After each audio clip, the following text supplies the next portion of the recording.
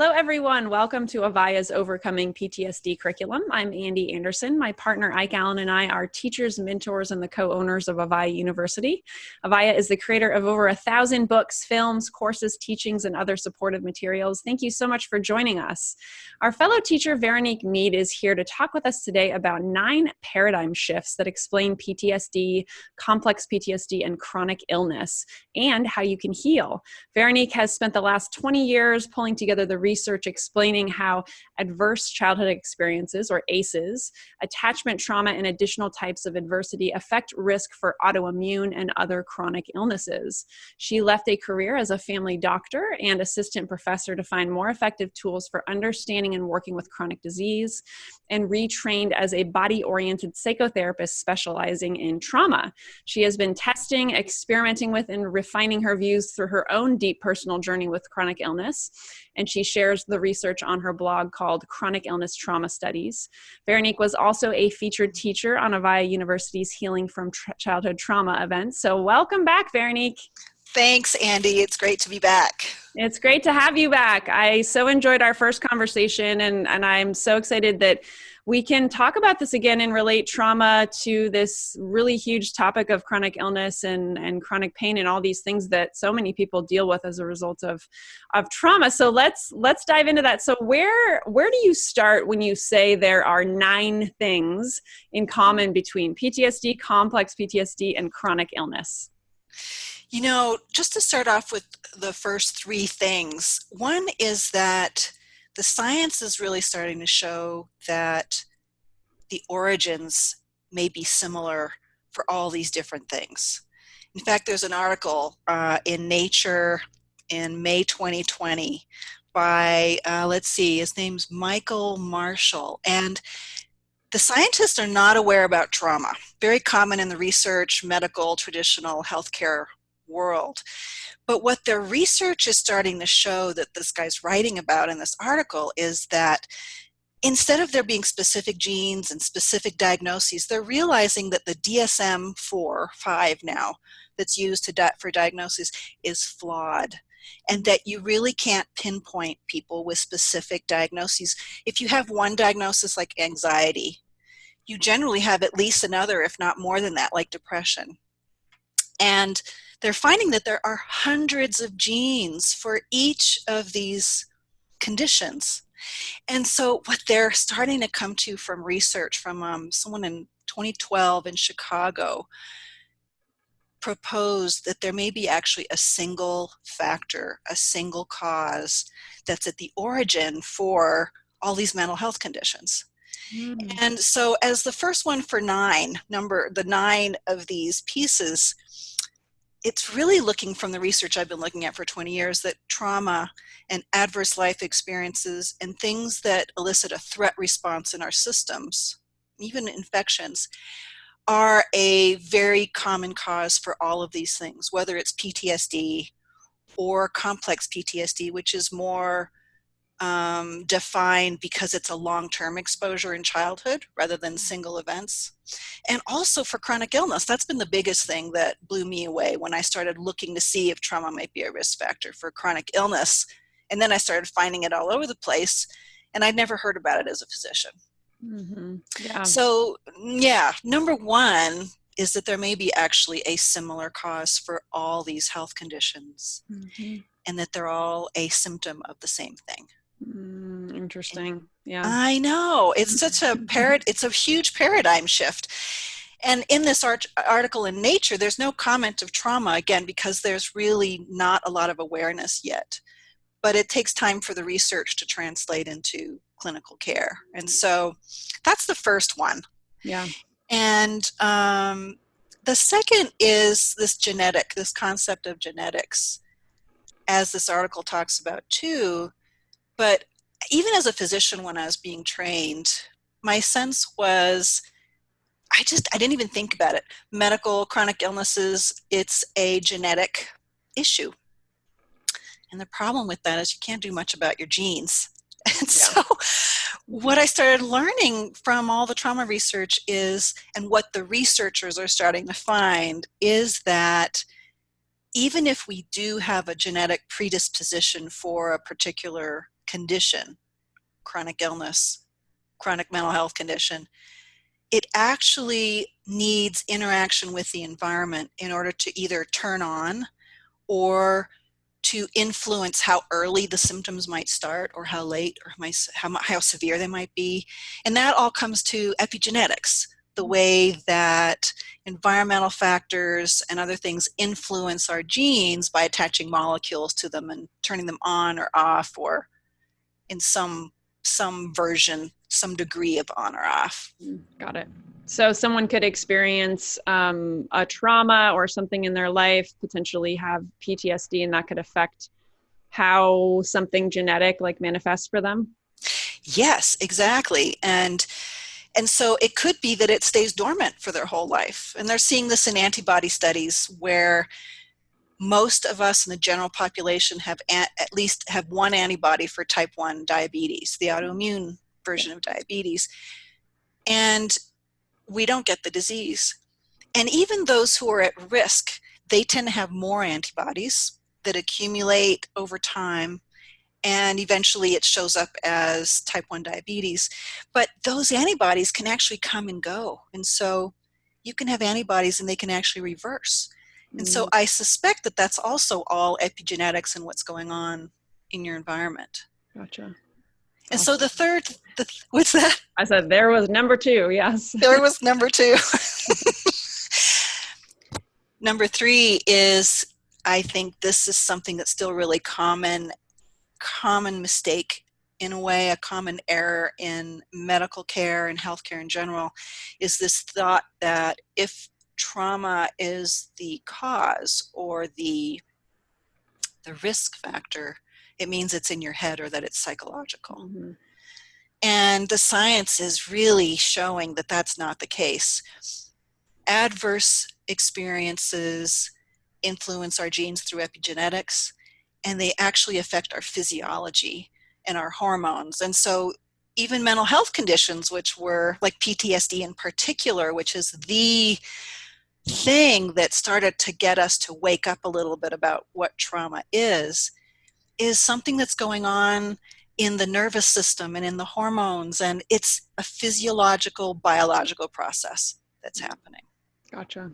So like, you mentioned, right, it's not just, or if it's not psychological specifically, like what causes, is it biology that causes symptoms that people experience as a result of PTSD, or like, how do you kind of, make sense of that? There's exciting research coming out showing that it is in the biology, and that it's a survival response. They get stuck in the on position. So we get stuck in fight or flight mode, or we get stuck in freeze, or something in between. So that sense of hypervigilance or anxiety can be on the fight flight end of the spectrum. And things like chronic fatigue, which is the chronic illness that I've had for 20 years, that I've been climbing out of using all these principles that we're learning about trauma. Fatigue, brain fog, numbness, emotional numbness, those are all on the freeze end of the continuum. And Dr. Robert Navio at UC San Diego has done research in metabolics. And what he's come up with is a theory called the cell danger response. And so we're starting to get science happening at all these different levels of the body and in the physiology. And so this sense that it's a survival response is really starting to show up in a lot of places. And there's a great article, people can look it up in Discover magazine, called, it's Grandma's Experience Leaves a Mark on Your Genes. It's a great description, really easy to digest, about a discovery these researchers did at McGill University with rat pups. When they're not nurtured, or when they're raised by a less nurturing dam, they end up with a higher sensitivity to stress. In their cortisol receptors are different, and these are epigenetic changes that last a lifetime and into next generations. Mm-hmm. And that article talks about that. So that's actually number 4, is that it's not psychological, it's a physiological threat response or survival response. Mm-hmm. Interesting. Yeah, it made me think of, I hear more and more about that in reading. And it sounds like you're a big reader and writer because you have all these, all this data. Like it reminds me of like my grandma always telling this story of during the Depression, which was, she was in her, I don't know, 20s or 30s or something in the Depression. And how right at Christmas time they got a tangerine and some new pantyhose, and that was like the whole of their right Christmas stocking. Like this is what you got, and I guess I was just thinking about right the trauma that must have been experienced during those times of really like having a tangerine is like that's sustenance. That's like huge for people who also may not even have enough food. So I get right like those experiences affect all the generations, and that's just it's mind-boggling that even happens. And the tangerine could actually be a big gift in that kind of an environment. But what I found in my own family system that's come down the line as part of that too is a sense of less support for the family, for the children, for the systems, especially emotional support. And that's where we start to think about complex PTSD. In a way, there's like a form of emotional neglect that can happen in environments like the Depression, the pandemic, where if there's enough stress going on for the parents that they can't regulate, then it comes down the pike to the children or the next generations too. And so these are things that we've really underestimated. Yeah. That have a big impact. And so the fight flight response is number 4. Number 5 is, I learned this from a neurologist, Dr. Robert Scare, who got turned onto the whole concept of trauma well into his career. And he started to say, it's a nervous system issue, not a tissue issue. Mm. And so we tend to think if it's PTSD or complex PTSD, that means it's mental illness and psychologically related. If it's a chronic illness, it must be biological, and it must be a specific different cause for every different illness. But if you take that step back and you think about it as a nervous system issue, you start to see there too how trauma is influencing the HPA axis, the stress response, the cortisol response, but then it influences every tissue as well. So I thought of that as number 5. And number 6 came from the ACEs, the Adverse Childhood Experiences research. And when Oprah learned about ACEs, she really started talking about the concept that it's not asking what's wrong with you. It's about what happened to you. Right. And she was kind of really blown away by that concept. And now there's something emerging about what's right with you. So there's an evolving process as we start to, in more and more communities, start to learn and understand what trauma really is. So I think about number 6 and Oprah as that it's not your fault. And people still get that in all kinds of healthcare situations and by family members and friends and colleagues, thinking that if they've got symptoms or they're having trouble with something or that they're weak or that it's something that they've done or not done. Yeah. Yeah. It's so interesting. Like one of like the pieces of language I hear a lot is like, I'm broken, or I've had, something has happened and I'm just broken. And I'm like, gosh, it's like, right. Like we've all had traumas, and some way more significant than others, but yeah, it's something that happened in our bodies, right? Like that's what's so fascinating about what you're talking about, right? Our bodies react in certain ways for our survival. And if it's stuck in the way for survival, then yeah, it's no wonder we have these symptoms or are going through what we're going through or have struggle in relationships or, all that kind of stuff. It's fascinating. So I love that. Like what's right with you, right? Like that's so beautiful. Exactly. And from that place, you can even start to think of symptoms as intelligent responses to something that was too much or that was overwhelming, which is ultimately a brief definition of trauma, is something that was overwhelming and that we could not overcome. So we had some event that led us to freeze because we couldn't escape using fight flight. And so there was some degree of helplessness or hopelessness. And so, yeah, there's really a beautiful evolution happening. And again, the science is starting to show us that these are intelligent responses and that they can show us the pathway home. And it sounds like a lot of the others who are speaking here are talking about very specific tools that people can use to get better, because we're working from that nervous system perspective, or the health of the system and the mind, body, and how everything's actually joined and connected, and wants to heal and is designed to heal.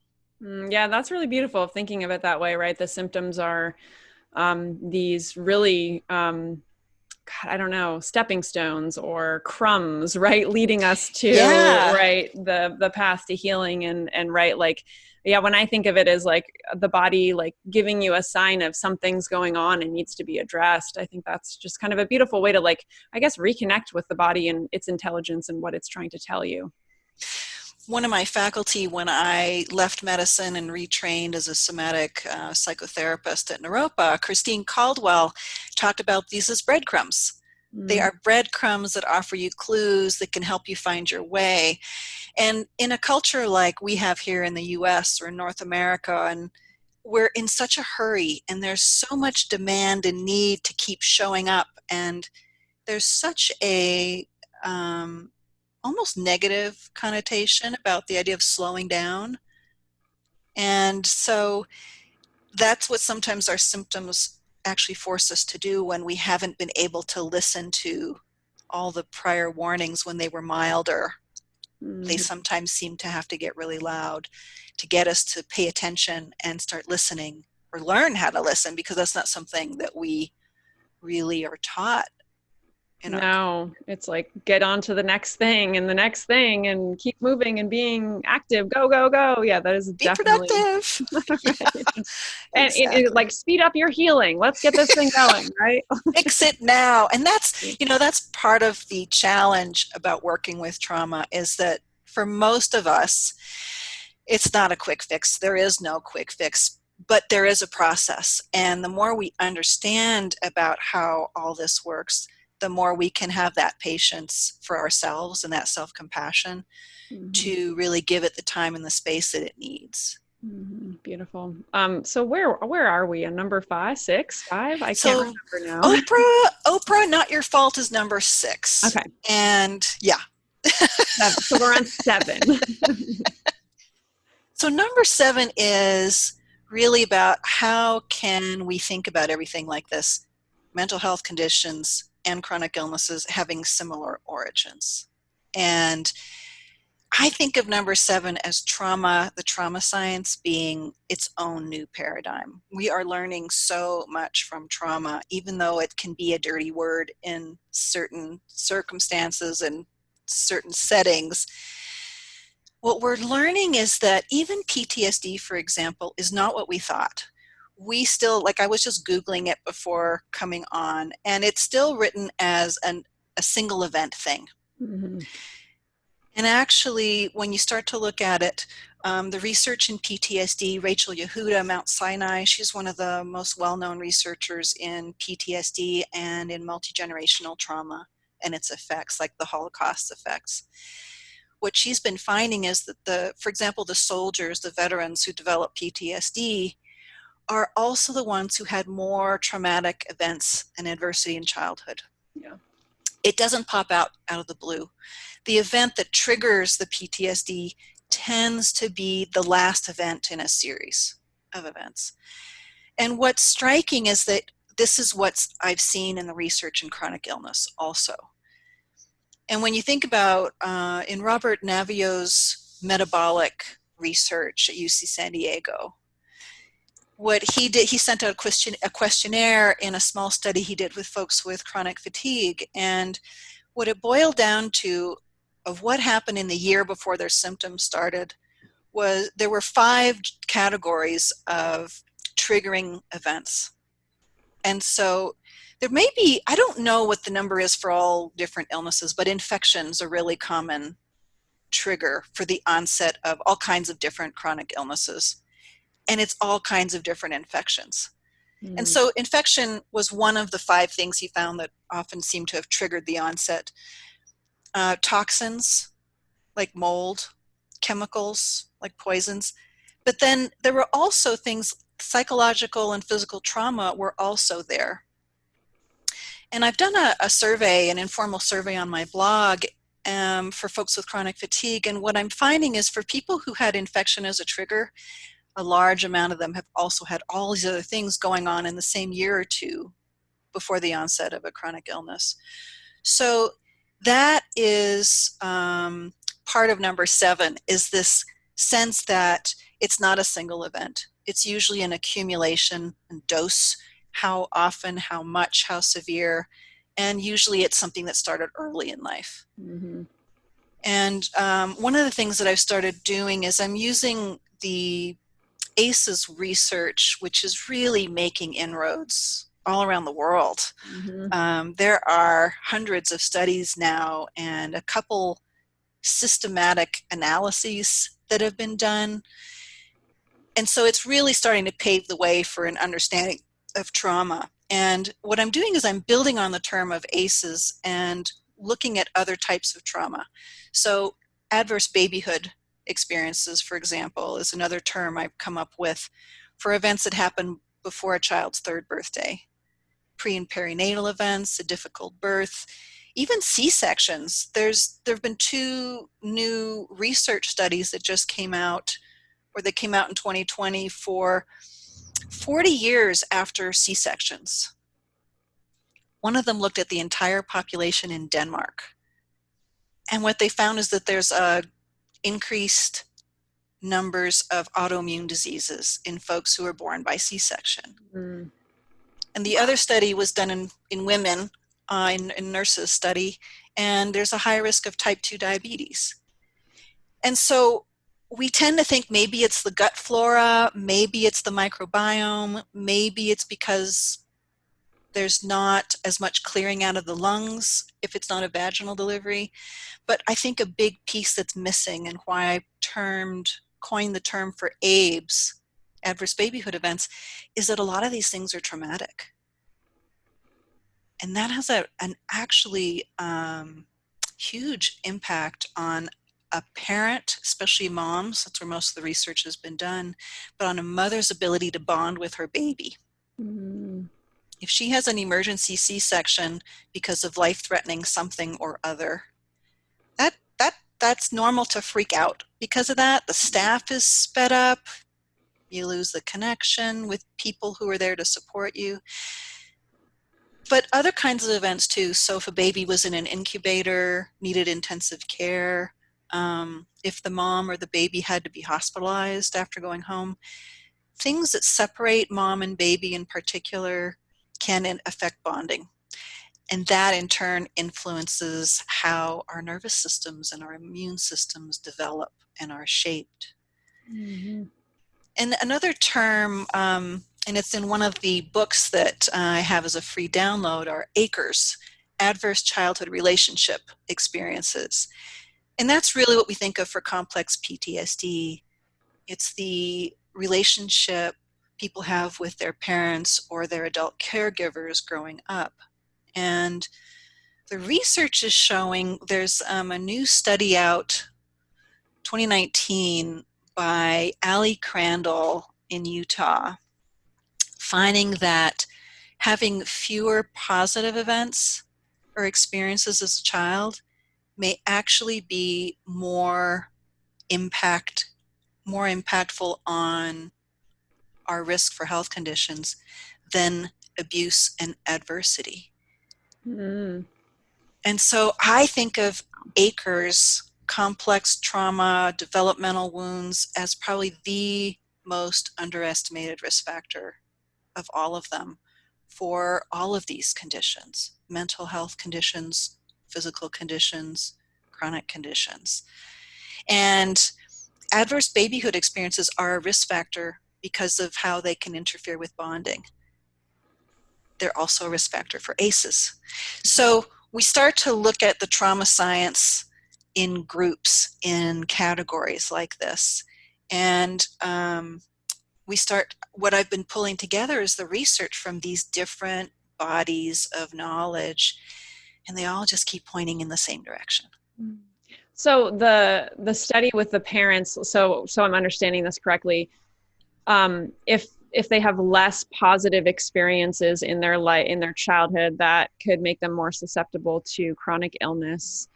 So let's say someone had 90% of their childhood was positive and they had a few traumatic events. Maybe they were abused. Maybe they had, I don't know, some bad thing happened to them, but the 90% of their childhood was positive. Is that like, that would indicate, since they had more positive experiences, they may be less likely to have a chronic illness based on that? Is that right? Yes, or, and it's not just chronic illness, it's any of these effects of trauma. Okay. You know, whether it's PTSD or complex PTSD, where it's difficult, intimacy is difficult, or relationships with intimate partners or friends or coworkers, or a chronic illness. And what those positive experiences do, things like having good friends and neighbors, things like having a belief that there is comfort and it's possible to be comforted, having parents who repair when they make the totally human mistakes we all do. Mm-hmm. They actually support resilience. And so it could be that if you've had a lot of that support and resilience and you have an accident, that you are able, your system is able to rebound and recover as it's designed to much more easily. Got it. Yeah, and if you've grown up with abuse, that makes the caregiver a much less reliable, it's the source of threat. And so, again, if that's something that's gone on over a long period of time, you're likely going to not have as many positive experiences in that system because of the parents' difficulty with regulating themselves and their own trauma that makes them abusive. So the positive experiences are more protective than we realized. That is such great news. I love that. I know. Yeah. Really powerful to get. So, I mean, and obviously I know that there are a lot of people watching right now that did not have many positive experiences growing up or have had really rough times. So, but I guess the question would be, right, like, even if you haven't had a lot of positive experiences, if moving forward in your healing journey, you start cultivating more positive experiences and healthy relationships, can those also be powerful as you're moving forward in resiliency? Exactly. And that is part of the beauty of this understanding that we're getting about the role of life experiences and the human experiences. We all are going to experience some degree of stress and difficulty and challenge or trauma. And so, and that's actually another one of these. So we talked about number 7. Number 8, we could talk about being brain plasticity and epigenetics. There is way more reversibility than we've realized in all of these chronic conditions because they are a system. And these are still theories. They're not widely accepted yet by any means, but the research that I keep seeing supports this sense that we have symptoms because our bodies are caught in fight, flight, freeze. And so our brains went into that direction really kind of as a best friend to protect us at all costs, but then weren't able to get out of that state and got stuck in it. And so we can get unstuck. And all these different approaches can chip away at the system and provide, even decades after the events, even after we've developed symptoms, they can start to provide a reminder of that sense of safety that helps the nervous system start to switch off that signaling. Yeah, safety. You give me the chills just thinking about it. That is such a big one for me. And I know in talking to so many people in our community how safety is just, that seems to be the missing piece in so many people's lives, recovery, not feeling that safety. And once you can have that experience, it's like, oh, it's such an amazing experience that can, bring you through so much. So awesome. What are we at? 9, 10? 100? Yeah, we're it's a long list of paradigm shifts here. Yeah, they are. The safety piece, it doesn't have to be a big thing. And this is one of my favorite things I learned in my training in somatic experiencing. So, for example, if you allow your system to orient to something that appeals to you, to pay attention to, like, I put these plants because I really like them, and they're really supportive, and I especially like this color green. Mm-hmm. If you let yourself take in, whether it's the color or the sense of the beauty of something, and let yourself actually notice, not just like out here with your eyes, but what happens if you take it in just a little bit, something that appeals to you, and you just notice, like for me, my system, like in my gut, something just dropped down a little bit and settled just a little bit thinking about this plant. Mm-hmm. That is all it takes to convey even an iota of safety to your system. Mm. It's something that's happening in the present moment. It's something that appeals and draws your attention. And so it's providing different information to your system than what our patterns in these survival responses are doing. So it's actually working that brain plasticity pathway and helping it shift ever so slightly in this other direction. Beautiful. Thank you for sharing that in the world of, something that can be a simple shift. Yeah. And I know somatic experiencing quite well from working with several people that have been, trained in that. And that is a very, that technique is just killer. I love that. Awesome. So after safety becomes Number 9. number 9. Number nine is kind of, how can you tell if your symptoms were caused by trauma, or if it's even related to trauma, so that you can tell, are any of the things that might work for trauma, might they help with your symptoms? And I think of it as kind of like the leopard's spots. When you see spots on a big cat, you know it's a leopard and not a lion. There's another phrase from Bonnie Bainbridge Cohen, who's the founder of Body Mind Centering, and hers is, the mind is like the wind and the body is like the sand. If you want to see how the wind is blowing, you look at the sand. And in medicine, we tend to think that the ripples in the sand, that there's some cause right there. But what we're learning from trauma is that those are evidence of what's happened, what kind of wind was blowing, or whether the waves were coming in. And so what I'm really starting to think after 20 years of the research is that if you have chronic symptoms, the chances are that there's some link to trauma in your past. Just like if you see spots on a leopard, it's a leopard and not a lion. And so it's this sense that I think most symptoms, most chronic conditions are linked to trauma. And it comes back to that article in Nature in May 2020 of, there may actually be, from everything they're seeing with genetics and in their research, maybe there's actually a single risk factor or single cause, which is kind of mind-boggling. Mm-hmm.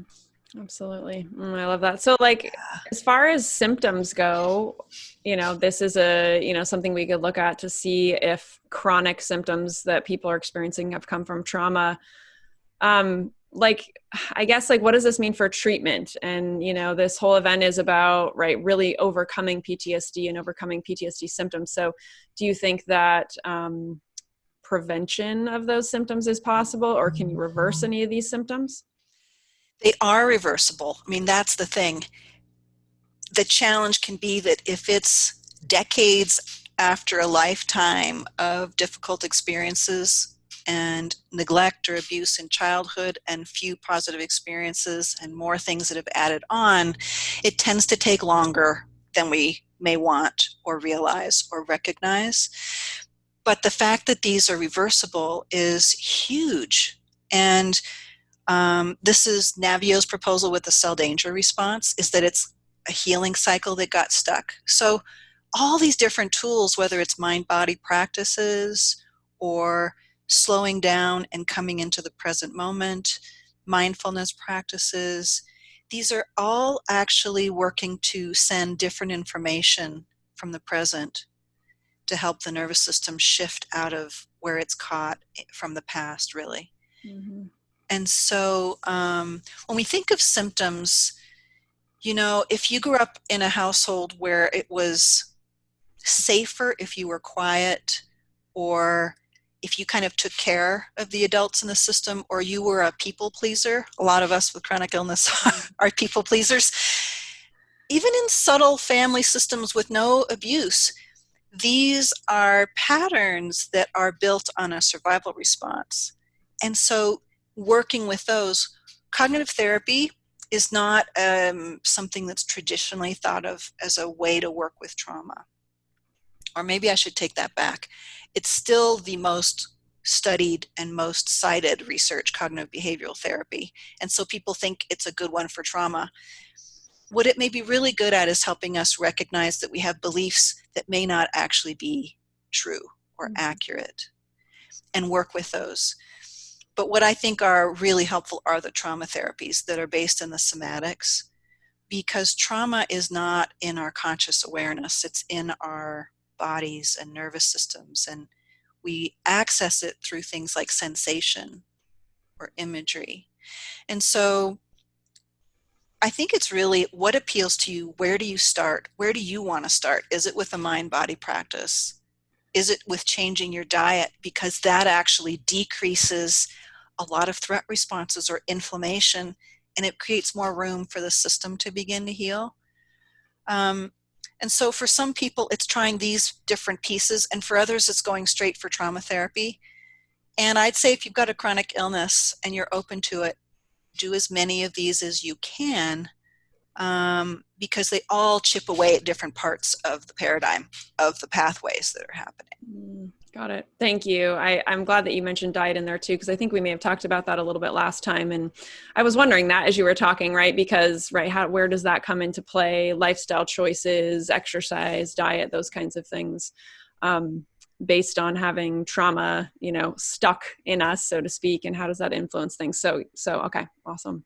Thank you. Yeah, and you know, there are, when you go online and you look, you find people who have recovered from chronic illnesses of all kinds doing so many different things.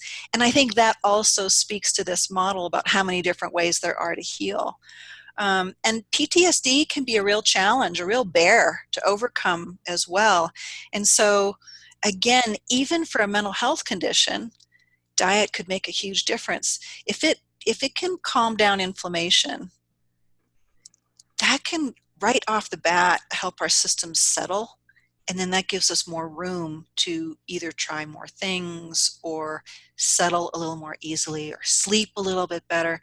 And then just as trauma adds up in its effects, all the things that we do add up in their counter effects also.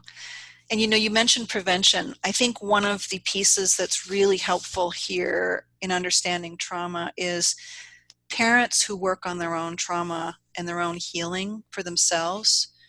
It actually also helps their kids and can have these multi-generational benefits that go down the line. And so I think the way I've come to think about it at this point is almost, if you understand trauma, then there's a lot of things you know, or a lot of things you can try because you have a big picture, a big context.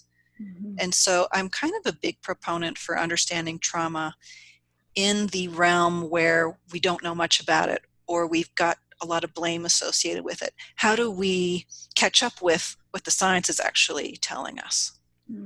Beautiful. Thank you. Awesome. Yeah, I love that. Thank you. This has just been such an awesome conversation. So I feel like we could go on and on and on. I know. in the interest of time, will you let us know what the 10th paradigm shift is?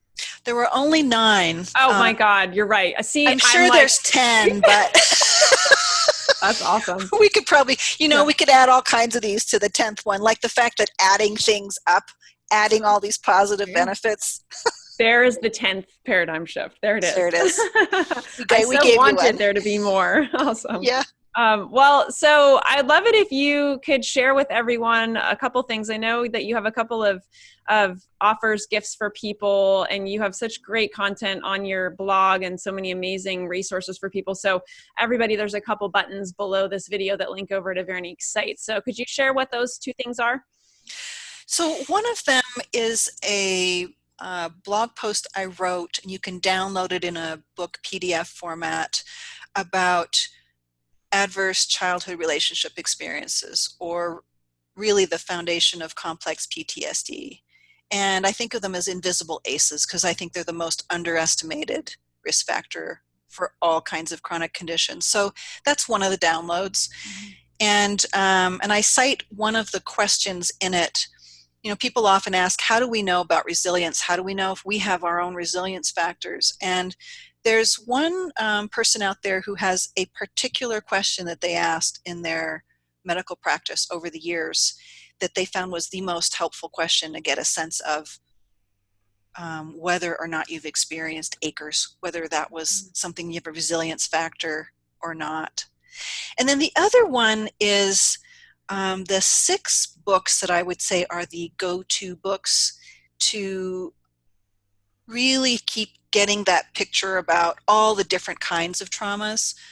I have these books, 5 of them are on the five different kinds of traumas, and they'll give you a picture of things like ABES or multi-generational trauma. And there's also one, and I have a book, a friend and colleague just wrote this book on complex PTSD, and it's filled with exercises for really chipping away and working on acres on complex PTSD. And so some of these books offer exercises as well. And so these are the ones I think of that can keep expanding your horizons. If you need more tools, they keep giving you more ideas on how to keep chipping away at this. Got it. Awesome. Thank you so much. And again, everyone, there are 2 buttons below that lead over to both of those from Veronique. So thanks for offering that for everybody. Are there any last insights? Anything else you feel like we've left out? We've covered a lot of things, not 10, but 9. And are there anything else you want to share with people before we wrap up? You know, I think the bottom line, Andy, is that there is just hope, so much hope from this paradigm shift that's happening and what the science is beginning to really tell us, and that people know when something's wrong and they have things that appeal to them and that pull on them. And I just want to say, you go for it. Keep following those things that are calling to you, even if your healthcare providers don't all get it. There's a lot of hope out here. Love that. Thank you. It's been so awesome to reconnect with you, Veronique. Thank you so much for being here. Same here. Thanks so much, Andy. Thanks for having me. Yeah, and thank you everyone for showing up for yourself and being willing to go on this journey and really heal and love yourself. So we'll see you again real soon. Take care.